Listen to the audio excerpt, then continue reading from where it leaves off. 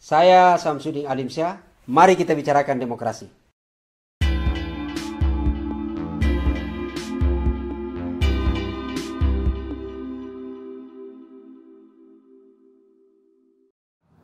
Assalamualaikum warahmatullahi wabarakatuh. Teman-teman semua, sobat sekalian, alhamdulillah, terima kasih kita jumpa lagi di channel Start Demokrasi. Sobat sekalian, tentu kita patut bersyukur selama hampir 2 tahun bencana pandemi COVID-19 melanda negeri kita ini sudah mulai memperhatikan grafik yang mulai agak stabil, bahkan sudah mulai memperhatikan grafik yang mulai melandai turun gitu ya.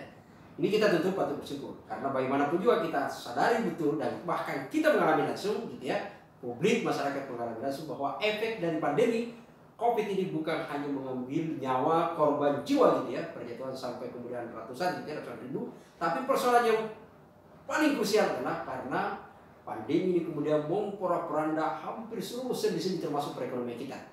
Bahkan sebenarnya adalah kalau bicara dulu kita bahas, justru beberapa UMKM di negeri ini itu sempat memberikan simbol menaikkan kain bendera putih, jadi bukan bendera merah putih di 17-an, tapi bendera putih. Itu pertanda bahwa mereka sudah merasakan, sudah menganggap tidak memiliki lagi kekuatan untuk bertahan menghadapi dampak pandemi ini. Mereka menyerah gitu ya.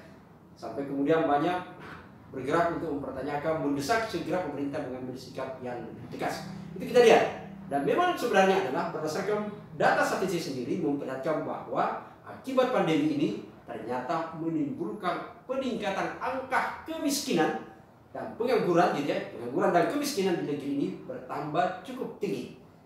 Berdasarkan data yang kita telusuri di beberapa sumber, ternyata pada tahun akibat pandemi ini untuk tahun 2021 saja per Maret gitu ya, itu kemudian mengalami peningkatan jumlah kemiskinan itu mencapai pada angka 1,12 juta jiwa gitu ya. Angka kemiskinan kita yang dari sebelumnya sebenarnya adalah hanya 26,42 juta di tahun 2020 Maret gitu ya, kemudian bertambah sekarang pada posisi angka 27,54 juta angka kemiskinan kita akibat pandemi. Bukan hanya itu, berbagai lembaga pembiayaan, lembaga perbankan sebenarnya sejumlah debitur itu kemudian membuat mereka betul-betul berada pada posisi yang sangat kritis, emergensi sebenarnya, yang berada pada resiko yang sangat tinggi, berada pada posisi kemacetan untuk tidak mampu membayar kredit.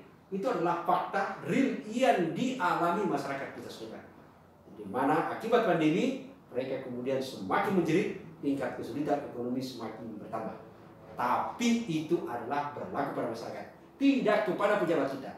Berdasarkan data LHKPN yang kemudian diolah oleh KPK, jadi sekarang pejabat itu kan sebenarnya diatur setiap tahun melaporkan laporan harta kekayaan pejabat mereka masuk kemudian diolah di KPK. Dan ternyata berdasarkan data tersebut terungkap bahwa 70% pejabat kita, 7% lebih itu ternyata harta kekayaan mereka bertambah nilai di semasa pandemi ini.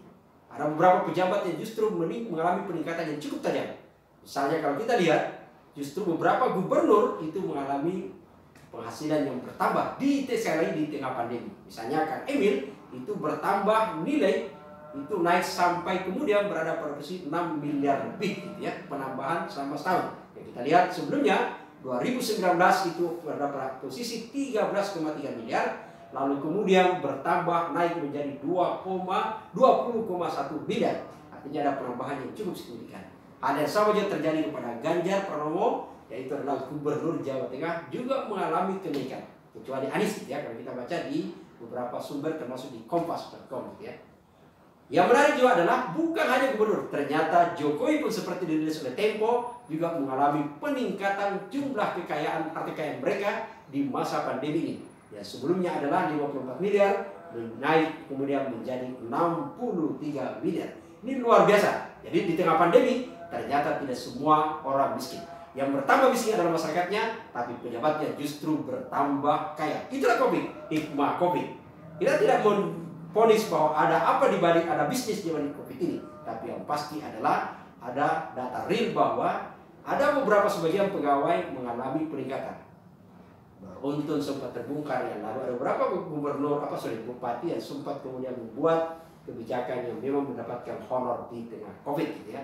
Tapi itu kasus lain. Ya sekarang ini adalah yang kita olah, yang kita bahas adalah berkaitan dengan laporan LHKPN yang memperlihatkan data ini bahwa ternyata COVID tidak berpengaruh kepada pejabat secara signifikan gitu ya untuk kemiskinan. Tapi sebaliknya adalah justru 70% lebih tetap berefek positif karena kekayaan mereka tetap bertambah.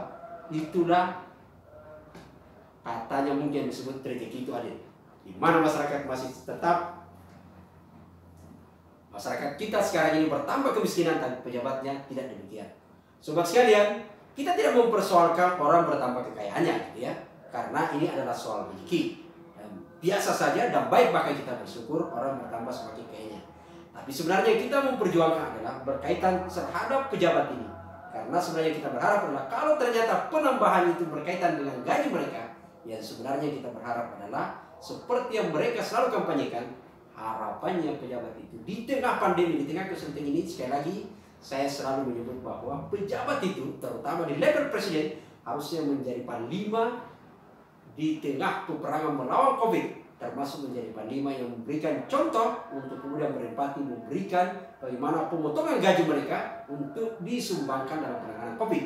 Bukan sebaliknya seperti yang terjadi salah satu bupati di daerah di Jawa gitu ya, itu kemudian justru mendapatkan honor dalam penanganan COVID, khususnya honor untuk penanganan warga yang meninggal COVID. Ini betul-betul luar biasa gitu ya, agak miris. Tapi sekali lagi adalah yang kita bahas sekarang adalah LHKPN, dan kita berharap sebenarnya bahwa kita akan bangga kalau yang justru bisa bertahan itu adalah masyarakatnya. Setidaknya angka kemiskinan kita stabil, tidak terlalu terpengaruh dengan masa pandemi. Bukan justru pejabatnya, karena itu akan menimbulkan banyak persisi yang mendekati.